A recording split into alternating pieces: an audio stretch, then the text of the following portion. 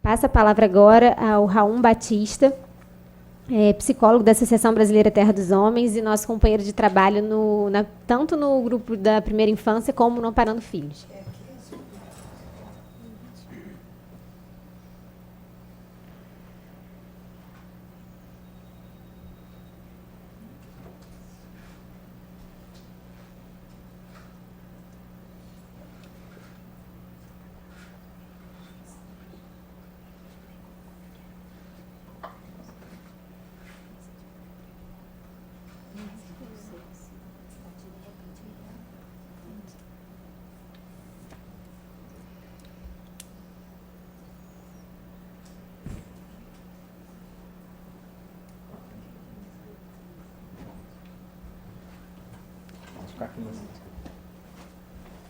Bom dia, pessoal.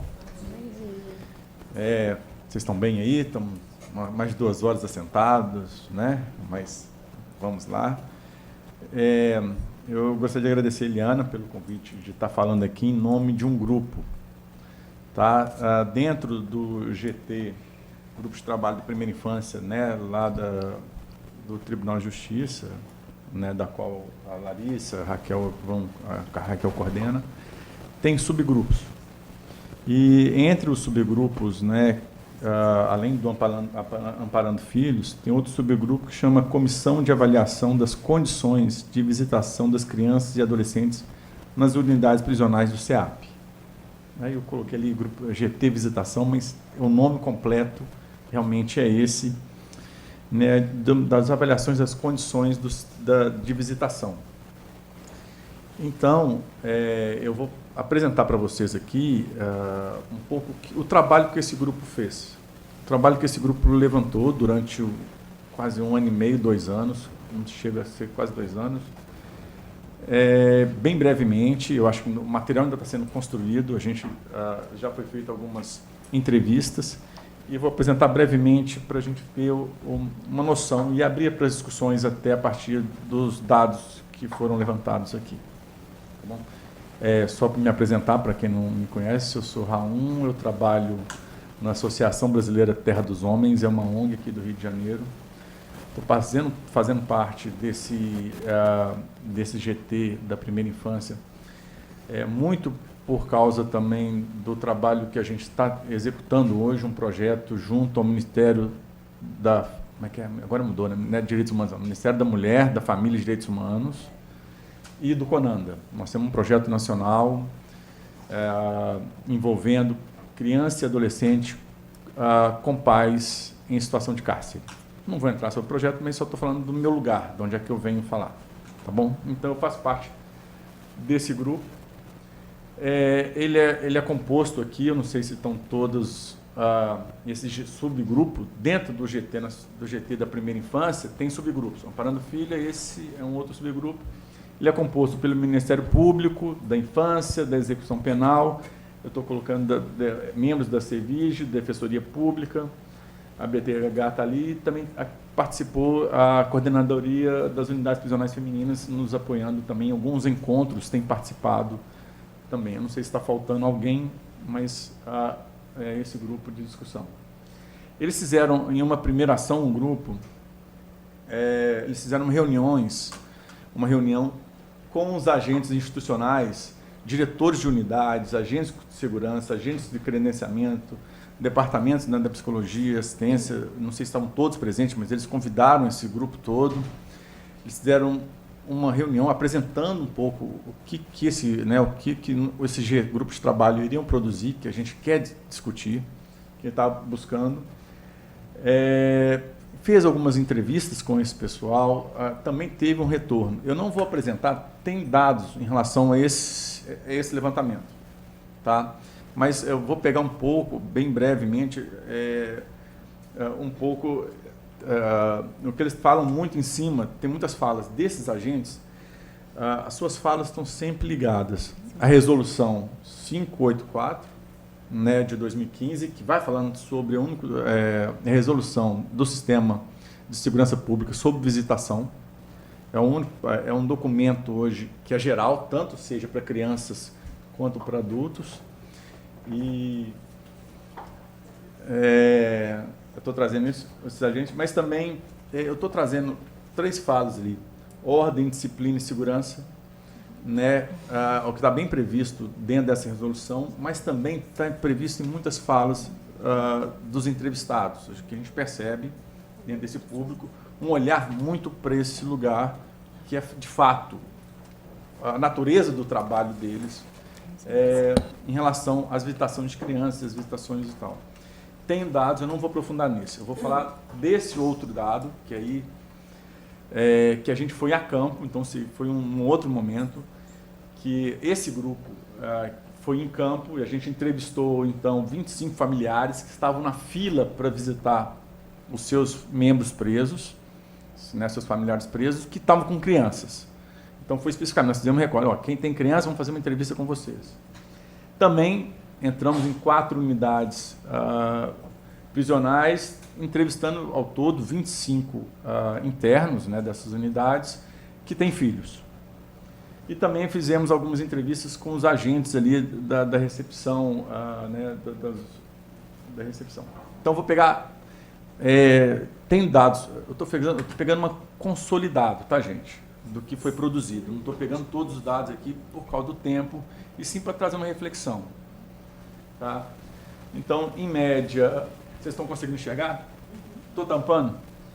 Então, vou para lá. Estou tampando? Não? Vamos lá. Média das idades das crianças hoje, né, que estão fazendo visita ali, 79% estão dentro do marco legal da primeira infância. Então, né, das crianças que visitam hoje são até 12 anos, a maioria delas. E das crianças que visitam, dos dados que a gente tem, 72% são filhos dessas pessoas que estão lá presas, né? Então, alguns são enteados deles. Na verdade, a dificuldade de visitar enteado, até por causa de questões legais, assim, precisa de documentação, né? E outras questões foi comentada aqui a dificuldade de ter a guarda, né? O nome do pai no registro de nascimento. Então, por causa de não ter o nome, há uma dificuldade danada. Aqui nós temos um dado também levantado. Nós temos, em média, hoje, mais de 51 mil presos aqui no Rio de Janeiro. Desses, 49 mil são homens, com média de 63% ali jovens.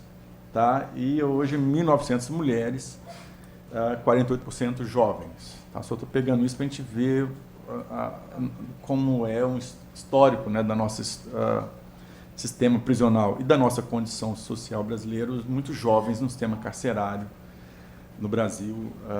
Né, tá. Então, dos internos aí que recebem visitas, né, 25% dos internos recebem visitas, apenas um recebe por causa que reside em outro município. Né? Então, dos familiares que visitam, né? Nós temos um dado aqui que a gente consegue identificar que quem mais visita são as esposas e companheiros e os próprios filhos. Esse é um dado aí das pessoas, dos homens, né, que estão presos, e das mulheres que tá lá, todos recebem mais das visitas. E dos parentes que visitam, então essa aqui é uma entrevista junto com as mulheres, os familiares que estão fora, né? Quem que elas são o quê dos pessoas internas? Quais são a sua relação de parentesco? Então, ali a maioria são mulheres e companheiras. Tá? Então, a gente percebe, nas unidades, principalmente masculinas, há muitas visitas das mulheres companheiras e não tanto dos pais. Da figura masculina ali não é tão presente ali e tal. Dos parentes, né? dos internos. Em relação aos homens presos, ainda, né, que participaram da entrevista, a gente perguntou para ele quantos filhos eles têm, né, não só dos homens, das mulheres, enfim, dos 25 entrevistados, é uma amostra, tá, gente? Então, vocês perceberem que esse levantamento é uma amostra só, não dá para você fazer um grande levantamento. A gente percebeu, então, que a maioria deles tem mais de 3 filhos, né, 1, 2, 3 filhos, né, então, não é interessante, se a gente for ver, eles têm mais de 3 filhos, e uma média, dentre esses filhos, metade, né, quase metade, está entre a primeira infância, então a gente percebe que as pessoas hoje no sistema carcerário têm filhos pequenos. Tem um grande número deles, tem mais de um filho e filhos pequenos. Mas isso aqui, nós separamos aqui para perceber uma reflexão que eu comecei a fazer. Bom, isso aqui eu estou fazendo entrevista com os internos que têm filhos. Então, o que a gente percebe? Eles têm mais de um filho. O que a gente percebe? Eles têm filhos pequenos. Então, interessante, dentro de uma amostra e tal. Agora, se a gente pega um dado nacional, do Infopem nacional, só pegando uma reflexão, onde a gente percebe, dentro do cenário nacional, mais de 700 mil presos no nível de Brasil, né? E compara 47% dos homens, pegando os quadros lá, que têm filhos, 47% têm filhos. Esse é um dado que a gente pegou nacional. Mas são dados insuficientes. Que a gente percebe que hoje a gente no Brasil não consegue fazer esse mapeamento das pessoas que estão internas que têm filhos pequenos. Não existe esses dados.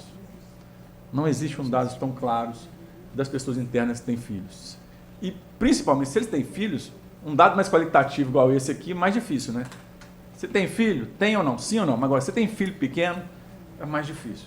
A gente consegue fazer quando a gente visita 25, fazemos entrevista com 25. Mas, então, nós precisamos ter nós temos muita dificuldade de ter dados nacional, e isso é uma busca que a gente está tentando discutir nacionalmente, e tentar identificar entre as pessoas hoje privadas de liberdade quem tem filhos, principalmente quem tem filhos pequenos, porque a gente sabemos o impacto que existe nessas famílias aí, que têm filhos pequenos aí. Quando, né, um membro está no sistema prisional, o impacto é muito grande para a família que fica com seu membro preso. Então, a frequência de visitação, né, dessas famílias semanalmente, mas tem um número grande ali de não visitar. Por que não visitam? Então, foram perguntados por quê? A sobrecarga da família. Né? É muito difícil eu levar uma criança dentro do sistema prisional. Eu tenho outra criança em casa, com quem que eu vou deixar os mais velhos? Eu tenho que levar, eu tenho que visitar. A distância, recurso é caro. Em média, semanalmente, eu gasto R$300, dependendo, R$200, R$300 por semana para fazer uma visita. Dependendo, tem famílias que vêm do interior do Rio para fazer uma visita ao seu membro. Então, a distância, pelo sofrimento da criança, demora na fila. Elas chegam muitas vezes 7 horas da manhã para iniciar a visita meio-dia, 11 horas.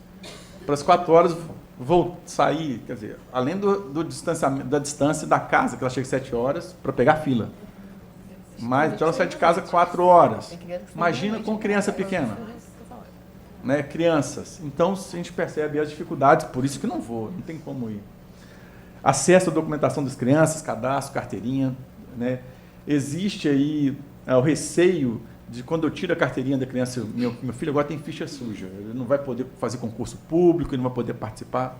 Existem mitos sobre essa questão da carteirinha, a questão do horário escolar, a falta de autorização dos genitores. Um pai dentro do sistema prisional falou, olha, quem me visita aqui é a minha atual mulher, com um filho pequeno. Mas eu tenho outro filho de 10 anos, mas ele não pode vir porque essa minha atual mulher não pode trazer o outro filho, porque as duas mulheres não se conversam. Então, esse outro menino já tem 5 anos que eu não vejo ele. Então, então, há uma perda muito grande em relação à convivência desse pai com seus filhos. Né?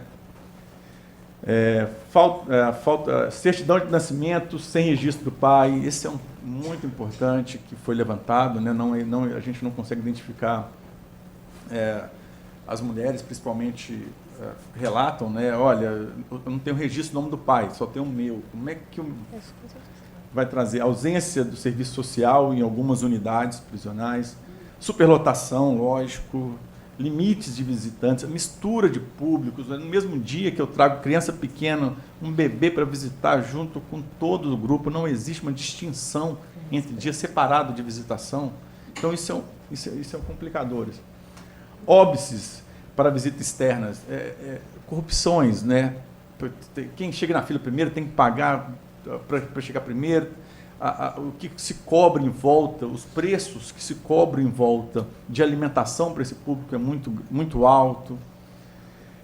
Existe um comércio clandestino, quando a gente não tem um Estado funcionando completamente, existe um comércio, existem recursos que vão se organizando, né? E aí os preços são insalubridade, desorganização, falta de higiene, fala de extratos dos agentes, isso segundo as famílias, né?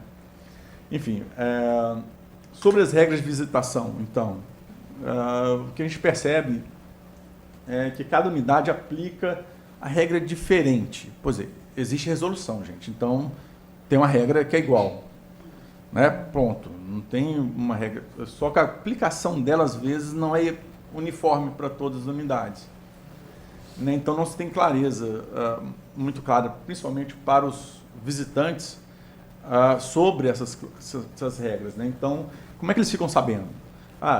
Metade deles ali, 84%, não tem clareza, não tem. Então, eles ficam sabendo. Por outros familiares na visita, como é que eu faço? Essa mãe você tem que vir na hora da visita. A gente escutou muitas vezes, meu filho estava numa unidade, eu cheguei lá para visitar ele. Não, eu fiquei sabendo que ele mudou de unidade. Eu fiquei sabendo na porta da unidade que ele mudou.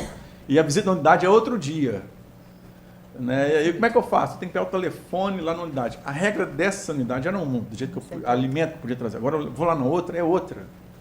Então, esse descompasso entre essa falta de informação, que a gente percebe que é falta de informação.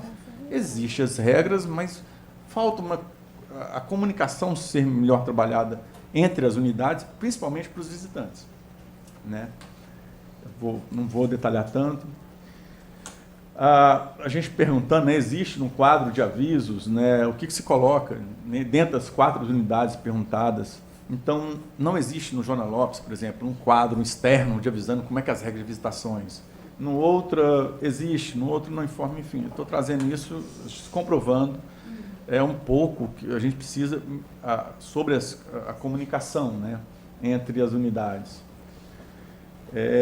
Sobre a documentação das crianças, né, mesmo com a resolução, parece que existe uma diferença de exigências entre as unidades para a visitação de uma criança pequena.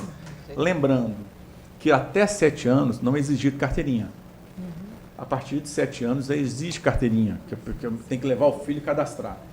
Os pais, eles comentam, quando eles falam para a gente, né, olha, a gente não quer que meu filho venha, porque depois que ele tira a carteirinha, ele não vai poder fazer concurso, eu não quero que ele frequente esse espaço. Isso o pai falando. Associa um pouco as ideias dos próprios agentes, né?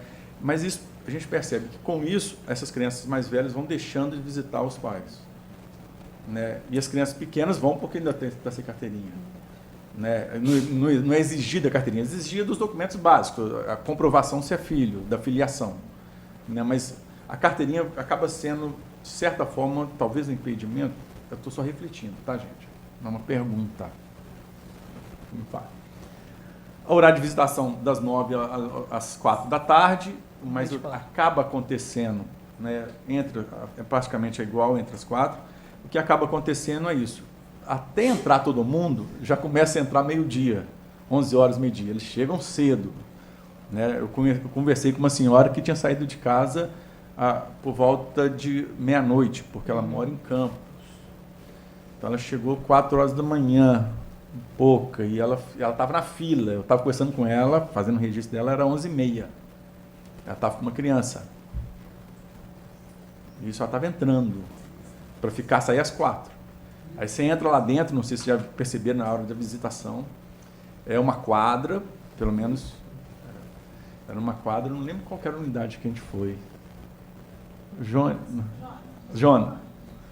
Era uma quadra muito grande, enfim, você tem cadeiras de plástico e só cadeiras e mesas. Então lá dentro você não tem uma estrutura, não sei se é uma reflexão que nós temos que fazer, não tem nenhuma mínima estrutura, condições salubres para ficar essa criança que ficou o dia todo na rua e uma criança pequena. Essa menina tinha 7 anos. Peraí, eu passei por avaliação dos agentes. Então, quais são as opiniões, as reflexões que os agentes fizeram nessa entrevista, né? Eles falam que não são tão viáveis as visitações, às vezes, por causa que eles pensam que não é um lugar tão salubre, né? Então, é insalubre a visitação. Então, nem todos são favoráveis a visitações de crianças, né? A criança de código de 7 anos não deveriam frequentar esse ambiente. É um ambiente, né, eles acham, pelo menos esse grupo. A visitação deveria ocorrer nos finais de semana, para não prejudicar a escola. Então, apesar de trazerem pontos negativos, também alguns trazem pontos interessantes. Ter regras específicas para a visitação de criança devia ser num dia específico. Fala em ambiente inadequado. Com mais idade, a criança tem mais capacidade de discernimento, né? Então, ambiente muito quente, alto índice de violência, que deveria ter algum acompanhamento do Conselho Tutelar. Isso tem muito a ver com uma pesquisa feita com jovens que têm seus membros presos, uma pesquisa que foi feita em São Paulo, essa última fala aqui, acompanhamento tutelar, porque percebeu-se também numa pesquisa que foi feita lá em São Paulo, há uma desconfiança muito grande sobre há uma desconfiança e rejeição sobre a família de origem que vem visitar o seu preso, né? Na verdade, eu entendo os agentes no momento de segurança, de disciplina e tal. Vai vir uma pessoa que vai ficar ali dentro. Eu preciso trabalhar enquanto segurança do ambiente, né? Então, como é que é essa pessoa que está vindo? Uma criança pequena no meio, então traz algum certo desconforto. Então, ter mais membros, será o Conselho Tutelar mais apoiando, talvez essa fala deles tenha a ver para alguma questão mais de segurança. A avaliação do espaço, não dá para ler tudo, né?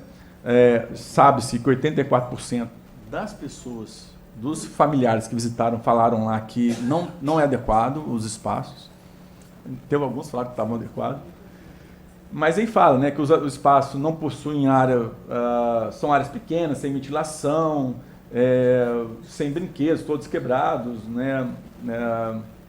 Não tem espaço adequado para colocar criança. Quando você leva a criança para visitar os pais, não tem um lugar adequado para colocar elas, para trocar. Você coloca na mesa, no chão, enfim, não tem um lugar tão adequado. Que deveria ter melhor estrutura para esse espaço, né?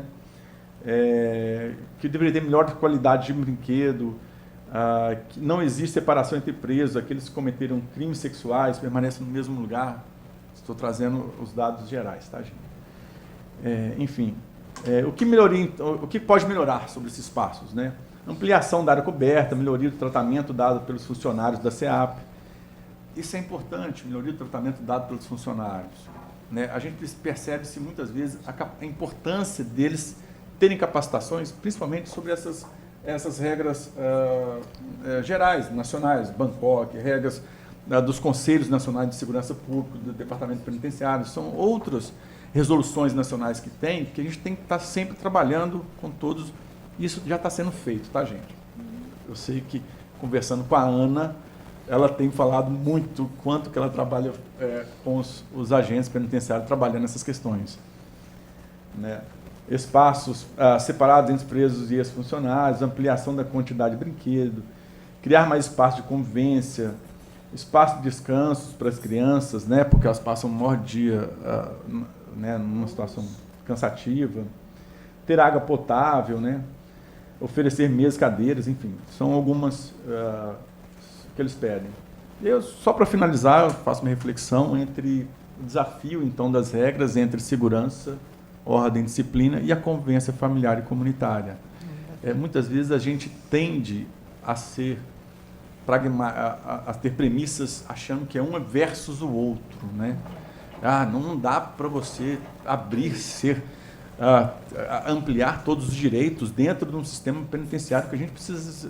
Aqui é um lugar de segurança, não dá para você ter tantos direitos. E parece que há uma distinção entre esses olhares, né?